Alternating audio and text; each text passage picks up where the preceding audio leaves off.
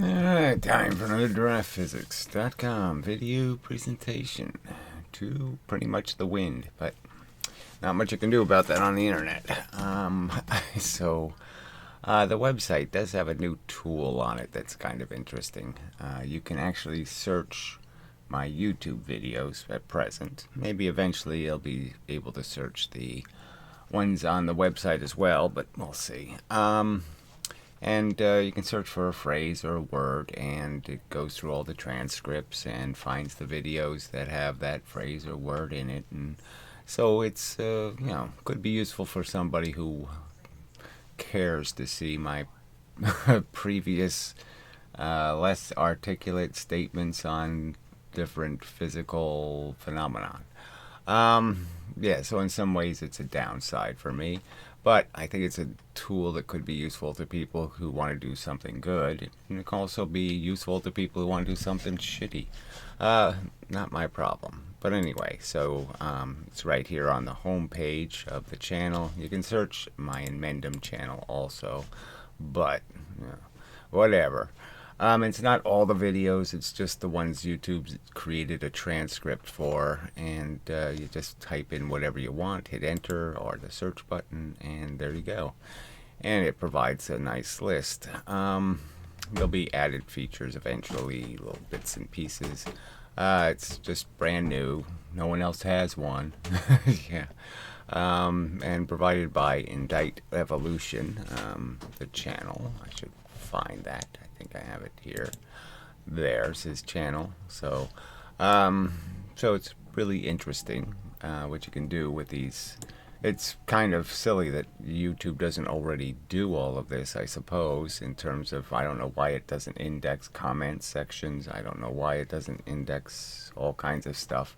We're supposed to be able to see the whole internet by going to a search engine, but it doesn't give us the whole internet. Including my website, which it doesn't index very well either, which is sadly unfortunate. Where the hell was it?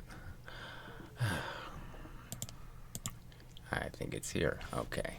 So, it's, like I said, it's not bad.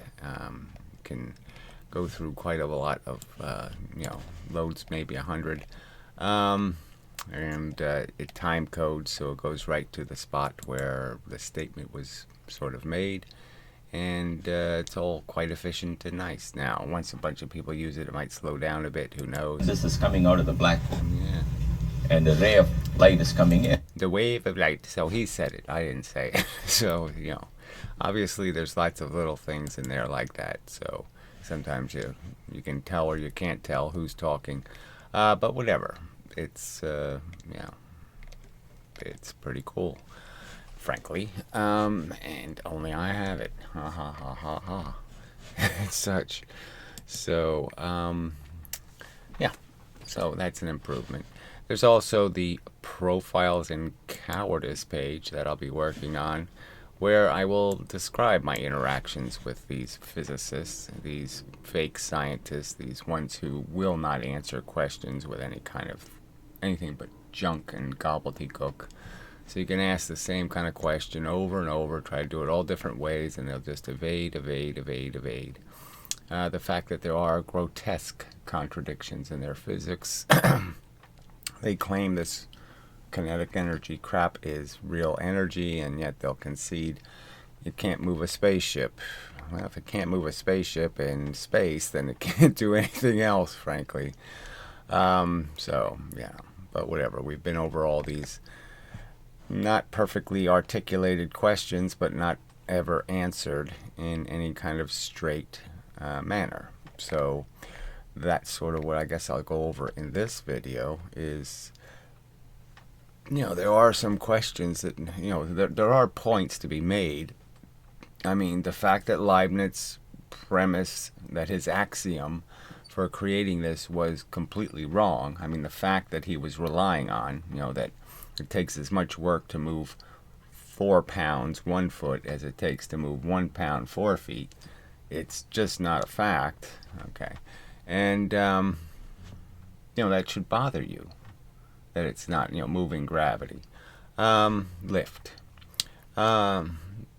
And it doesn't seem to bother these physicists. They won't respond to it. I mean, you point out that, well, the guy who founded this stuff had it wrong. And then you can point out that, 100 or so years later, the clay experiments with the Deschardelet woman were also wrongly premised. The logic wasn't very good. The fact is, the experiment didn't show what they claimed it showed.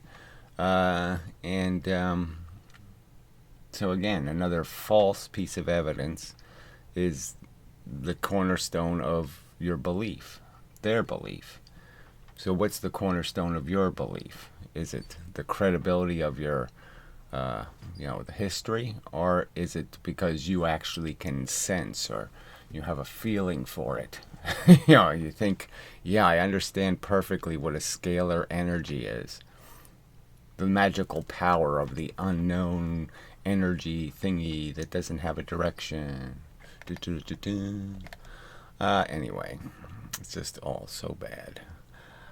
So anyway, I guess I'll go over some of that. We'll just have to take a pause and get to it. But for who? Again, there's only, shitty people in the audience. There's nobody with any kind of integrity, that can actually answer questions. Alright, so I guess before we leave here, we should just, you can go to the Debate Physics channel. Fairly easy. I suppose I could make this even easier.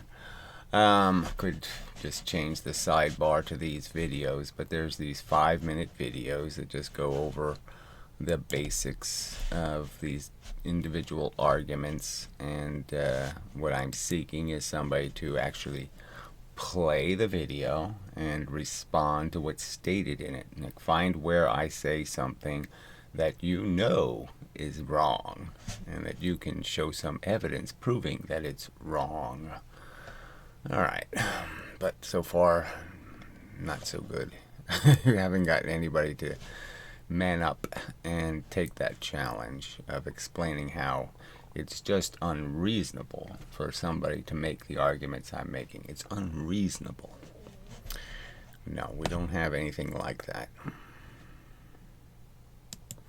Alright, so let's, in the process of making a list of the points that I think are, the hardest ones for somebody opposing what I'm saying to explain or argue or, complain about. Well, they can complain about that. I can't read that. Alright, better, not perfect, but anyway. So they've had 350 years that this idea has existed, and they really haven't provided much in those 350 years. Again, as pointed out, Leibniz's whole argument was wrong. It was based on a wrong premise. Then the dropping round things into clay experiment has an obvious linear problem. It's not a linear concept. Then after that, it's just this subtlety of, well, we can bang something into something else. We bang a light thing into a heavy thing, and we have this idea that it does create this extra momentum, this free momentum. And that's all they got. Alright, so the simple truth is that I don't think any of you, any person who's saying I'm wrong, I don't think any of you believe it takes 16 times the fuel to go 4 times as fast. Now, that's what your theory basically says, and there's really no way around it. I mean, that the fuel, whether it's gravity or some other force, the fuel is moving very fast, so to speak, and that this isn't a relativity question. Fuel doesn't, gasoline in a car does not get more powerful the faster I drive. You know that. The difference between 10 and 20 miles an hour, your gasoline has no hope of telling that difference. So you can't say the fuel gets more powerful or some other nonsense.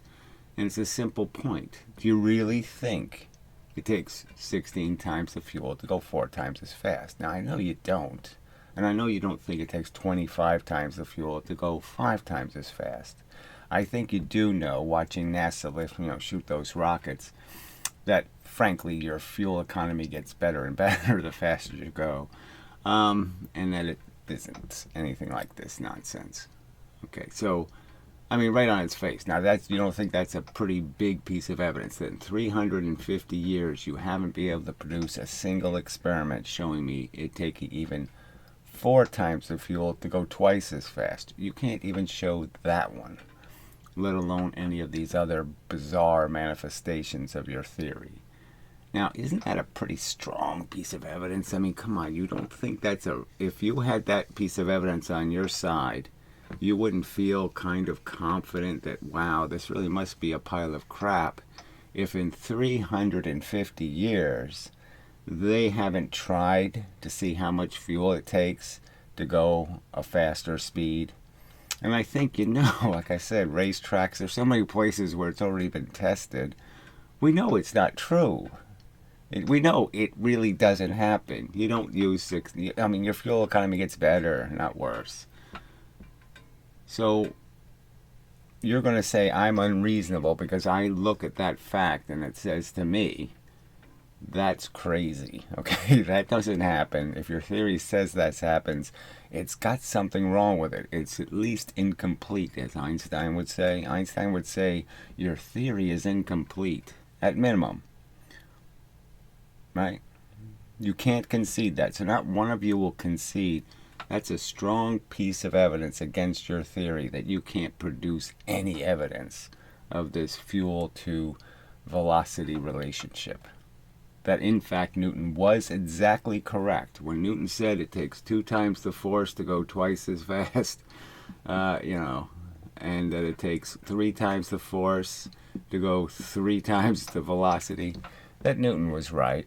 That Newton's observations of reality were correct. You won't concede that. You really won't concede that.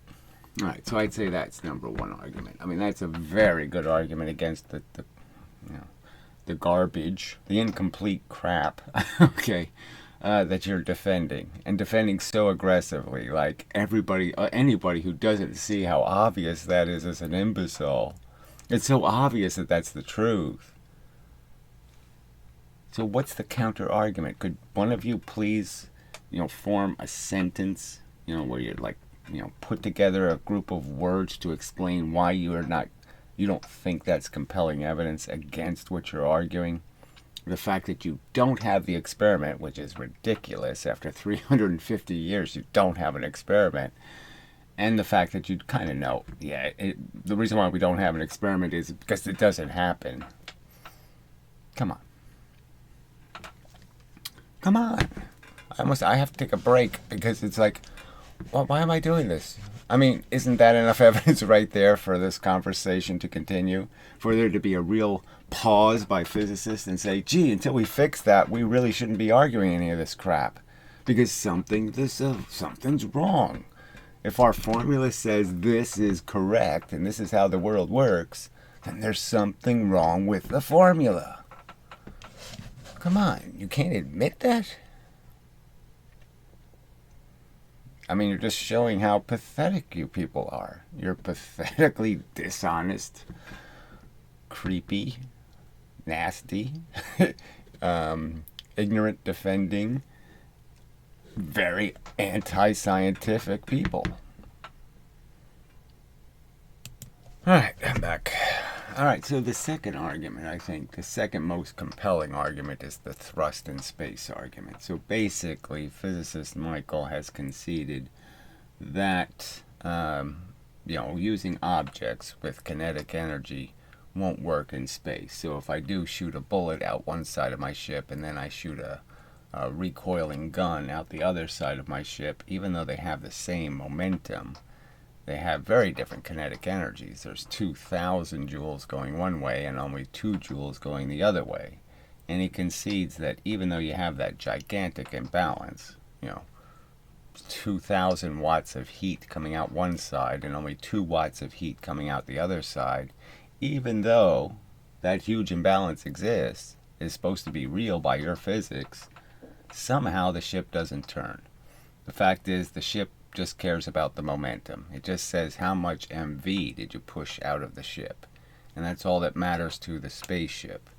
Now, that's a pretty compelling argument, but you're basically saying, look, the spaceship is as isolated as you can get from any other variables, right? It's just sitting there in space, and you're just saying it's really just a big giant hunk of matter. And the truth would be, if I make it smaller and smaller and smaller, it, and I can make the numbers smaller and smaller and smaller. You're basically saying that matter can't be moved by this kinetic energy stuff, that the kinetic energy stuff really isn't a real number because it can't move matter in space. If something can't move matter in space, well, you can't really consider that to be energy, can you? I mean, realistically. I mean, how do you undo the argument? I mean, there's real, you're claiming real heat, real motion went out into the universe, real stuff that can do real work. And the spaceship is telling you, no, that's one atom going 1,000 miles an hour, and it's saying the other side is, 1,000 atoms going 1 mile an hour, and it's telling you those two things are the same. Now, I know this one over here looks like it can do more. Yes, it's much better at drilling holes through things. It can drill holes really good, okay, and the 1,000 atoms going 1 mile an hour can't drill any holes at all. But the fact is the total weight, okay, the total pressure it can apply is the same pressure, and that's all that really matters. That actually gets to the third argument, but I just want to emphasize, so that's a pretty good argument, right? Number 2 is a pretty good argument, right? If he's, like I said, he hasn't really said it in his video overtly, okay? So let's see if we can get him to do that and point out that, yes, KE can't move spaceships, okay? KE is not thrust, all right? That it just won't move, does not equal movement in space, okay? It just won't allow it to happen. So that's a pretty compelling argument, right? So it's not an unreasonable person to say there might be something incomplete or flawed about your theory if you're telling me 2,000 watts can't do the same work as 2 watts going out the other side, that it does do the same work, because it doesn't. It's just a fact. The spaceship doesn't see what you're seeing. It doesn't see those 2,000 joules of energy, because they really don't exist. Again, it's just one atom going 1,000 miles an hour. It's, it really isn't different than 1,000 atoms going 1 mile an hour. The pressure, the weight, if you smash it into a scale that can actually measure it, if we could put the the recoiling gun and have it hit a scale, and then we could hit the bullet into the scale without the bullet boring a hole in it, the fact is it is total, okay, the same. The gun is 1,000 times heavier than the bullet. So yes, it goes a lot slower because it's 1,000 times heavier, but it's the same energy. Pretty compelling argument. All right, now they've conceded part of this argument. Doesn't it bother you a little that your science is basically conceding that the 2,000 joules isn't real? Because it really can't overcome the 2 joules going out the other side. It can't defeat it. It can't win in a tug of war. The bullet can't beat the recoiling gun in a tug of war. Isn't that, All right, so I think that's a pretty good argument, right? Pretty good argument for a reasonable person to say, gee, yes, even if I knew nothing about this theory, that might be a reason to say, gee, it's incomplete, it's unfinished, you got to work on that. That's got to be fixed, because you can't really keep saying there's all this energy going somewhere if it can't do any work. If the energy can't do any work, it shouldn't be called energy. All right, so the third argument is just this simple argument that, look, 2x the velocity is only 2x the weight. If twice the velocity is only twice the weight, twice the pressure, twice the push, how can it be 4 times? How can you think there's 4 times the energy if there's only twice the weight? How can it be 4 times the thing you use to measure how much pressure something can apply, how much force? I mean, weight is a force. Weight is applying pressure. How can, if it's only 2 times the weight, how can it possibly be 4 times the energy? Come on, that's a flaw. That's totally illogical. You don't see that that's totally illogical. twice the velocity is only twice the weight, yet you say it's 4 times the force. Isn't weight force? Isn't weight the definition of a force? Isn't that exactly what a scale is reading? Is how much force is being applied? What? I have to argue this? Oh. Alright, so that seems a pretty compelling argument. Then we have the classic make a 5-ton train going 10 miles an hour into a 10-ton train going 5 miles an hour. Just take something that's traveling along and as gracefully as possible double its mass. Okay, double how much it weighs. So it's rolling along, you double its weight. So this experiment's been done over and over. And clearly, you're just dropping a little bit of force, okay? So yes, there's a little bit of force from gravity that smashes the train down. You might hear a little clicking sound, and the wheels might buckle a little. But all of that is this energy, the gravity energy. It's not this energy. You don't have to use any of this energy to apply this energy. Now, they could do this one in space, right? You know, and it would be more perfect. But you wouldn't have to worry about sound, that's for sure. You couldn't use that as an excuse. You certainly couldn't use electricity as an excuse because that's not going anywhere. But anyway, the only thing you'd have would be heat. All right, so their argument is that, okay, that this is rolling along. I just add some extra weight to it. Now it's lost half its kinetic energy. Half of it. And they have no experiment where it's ever less than half. It always loses at least half, a little bit more even. Okay, but it has exactly the same momentum. So it doesn't lose any momentum, but it loses half its kinetic energy. So somehow the process of just absorbing, going from being 500 atoms, going 1 mile an hour to being 1,000 atoms going a half mile an hour. That transition means you have to lose half your energy, mathematically. But you really don't use it mechanically, right? You can't really say, I made a sound, right? This thing's rolling along and you're going to say, let's say I didn't use gravity. Okay, so there's no other force involved in the attachment. I just, collide with it in a graceful manner and it moves off. So whatever sound or heat that could be possibly created has to come out of this thing's energy because I'm not adding any energy from any other source. So in space, I do this experiment. A satellite just collides with another one with a piece of Velcro and they stick together and they move off. You have to explain how it could have the same momentum, that is 0.01% loss in its momentum, a tiny, tiny fraction of its total momentum's lost. And yet you're going to say half the energy's gone. So don't you think you're obligated to explain how you could actually make heat, or you could make sounds, or you could bend this metal, or you could do something to use up the energy with some sort of deformation or some sort of energetic process, some explosion, yet not use any of the momentum. That you could actually make something fly off of here without using this thing's momentum. Let's say if this was hitting and a piece flew off, you could really argue that this doesn't have to use this one's momentum. The bowling ball can hit the pin and the ball still has the same momentum. That's what they're basically saying, right? They're basically saying that when this is moving and it joins with this thing, it hits a whole bunch of bowling pins and knocks them all over the place, creates a bunch of heat and a bunch of motion. And yet it still has the same velocity. It's still okay, and now it's going to share its velocity completely with this thing and end up with the same momentum. So it's not going to lose any momentum, yet it's going to create an explosion of some kind that absorbs twice, 1/2 of the energy. That's a viable argument in your brain?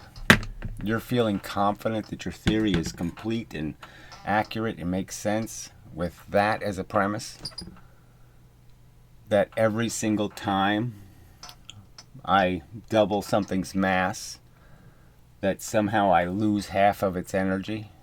No matter how graceful I combine the two things, I'll always lose at least half. So you're basically saying you can do work, that is, you can create deformation or heat, And you don't have to use momentum to do it. You don't need something moving to make heat or to make a pin fly away. The ball can just say, fly away, pin. It doesn't have to share its momentum with the pin. It doesn't have to give a piece of its energy to the object. So you don't see a problem. You're honestly telling me this is not a good argument against your theory. That somehow this all makes perfectly good sense to you. It makes perfectly good sense to you that even though there is no deformation, even though there is no measured heat, even though there is no measured way that all the energy flew out of the system, half the energy flew out of the system, even though you haven't measured any of that, you're confident it happened. That in spite of what I'm saying, there was a huge amount of heat, a huge amount of sound, a huge amount of stuff happened. And it is a fact that this object didn't have to use any momentum to do it. All the momentum is conserved.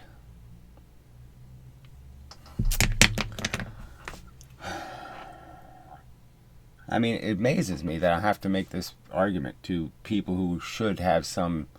I mean, I just didn't think I just didn't think you were all this lowbrow. I mean, you actually have zero integrity as human beings. Zero. You have no capacity to say anything honest. You're just fanatics for the religion. You will not accept, no matter how many slides I show you or fossils I show you, you won't concede that the Tyrannosaurus existed, right? I could have its DNA all, profiled, and still, I could put some DNA in a frog and actually make a Tyrannosaurus, and you'll sit there and say there isn't any such thing. No such thing ever existed, because your Bible says so. Isn't that what you're demonstrating? Is that you're totally resistant to any kind of reasoning or logic, right? So it really just doesn't matter. The only thing that matters to you is that I'm opposing something you believe in. And it doesn't matter how reasonable my argument is and how measured it is. In the sense that I'm not telling you that I'm just pointing out obvious facts. They're just facts. And they're not good facts for your side. And you need to fix them. It's not my fault that, Genesis is kind of a silly story, right? That people could live 900 years and only have 4 kids. I mean, it's sort of a giveaway that maybe instead of 900, they should be saying 90. Might be more realistic, right? That somehow their number system is a little fucked up, right? And so Genesis is a little fucked up. They got the numbers wrong. That you don't live 900 years and have 4 kids as a Christian, right? That doesn't seem realistic at all, does it? No. So it's not my fault. It's a crappy argument, right? It's just a crappy fact for the religious kooks. And then having, a Holy Ghost. Yeah, oh shit, what am I going to do with that? How do I explain the Holy Ghost? God doesn't tell me anything about him. There's no ghost, God, right? I mean, I'm not supposed to be, I'm a Christian. I'm not supposed to be believing in ghosts. What the hell is a Holy Ghost? Yeah. Oh, shit. I mean, that's a problem. Right, and then you got some story about how, you can rape a girl, and it's okay as long as you marry her. I mean, that's how much respect for women they had, is that the man basically just says, I'm taking the woman, okay? She's mine. I've decided for her. Oh, shit. I mean, that really doesn't... I mean, damn, I have daughters. I mean, how could I defend that? I mean, why would I want my daughters treated like that? Any asshole can just go rape them and say she's mine? Wow, that's really bad. So those are bad facts for religion. Well, you have some bad facts for your theory here. And instead of acting just like religious kooks and pretending these facts don't exist, I'm going to run away. I'm a little weasel. I'm just going to call him names. Why don't you address them and try to figure out how you can make them make sense? But you really need to, don't you? Doesn't the Christian really need to make the story make sense? Doesn't he need to do that? Come on. That's your duplicity, right? Because you don't believe in the Christian story for these very reasons. Because it doesn't make sense. If it made sense, then you might believe it. But you can't believe it because it doesn't make any sense. Why would God think I give a fuck about rubies? I don't, I got nothing for, I don't want to walk around in Rubyville. I don't need that shit, frankly. I don't like glitter, personally. So yeah, don't make me live in Glitterville. I mean, like we're saying, you don't believe in their story for good reasons. I'm telling you, there's good reasons for you to have some doubt about the religion you have accepted. That there are some huge, giant defects in the theory. And you should have the integrity to concede, at least concede, yes, the defects exist. I understand why you've chosen to believe that evolution thing instead of my God theory, because, yeah, it does have some flaws, and until I fix those flaws, it's quite reasonable for you to say, I'm looking for a better theory, something more consistent with reality. So that's where we are. So I can make more of these, of course. I don't have the Chardonnay thing in here. I don't have a whole lot of really other good arguments that can be made. The rolling object argument, the fact that when you do drop something from 4 times the height, it's going half the speed at 1/4 of the distance. I mean, it's a huge giveaway that, well, whatever force it's not collecting it linearly. It's not collecting it per foot. Because clearly it only collects 2 force units, and it already collected 1 way up here. It's obviously not equal per foot. There's so many arguments, and you're going to just display that you people have so little integrity that you won't concede that you need to fix this, that this isn't a good theory of reality, that this is, frankly, it's almost worse than the religious theory, right? I mean, the fact that you haven't even come close to proving this 16 times the fuel for 4 times the speed, not even close. Come on. That's a pretty glaring statement. You really don't have an excuse that, well, Jesus is, long dead, so I can't prove he walked on water. You really don't have those excuses. Again, I mean, there's 400 times better resolution from space. 400, not 4, not 40. 400 times better seeing from space. And they haven't even tried the Eddington experiment. I mean, that to you is not an indicator of the science being silly and crazy, that it hasn't repeated one of the most foundational experiments in physics from a point of view that is that's so advantageous. And you're going to believe, in spite of the fact that the experiment, when done from Earth with 400 times less resolution, right, so really cloudy, really foggy, and on top of that, the guy's camera basically broke on that day, and he only got 10% of the image. So it's basically his lens was 10% degraded plus 400 times defective. And you're not going to concede that you're sort of just bullshitting me by arguing that, oh, I'm the idiot because I don't believe? Oh, come on. I mean, how low will you go? How despicably dishonest, duplicitous, and hypocritical will you display yourselves to be? Not to concede, you gotta fix this. Alright, enough of a video. Probably.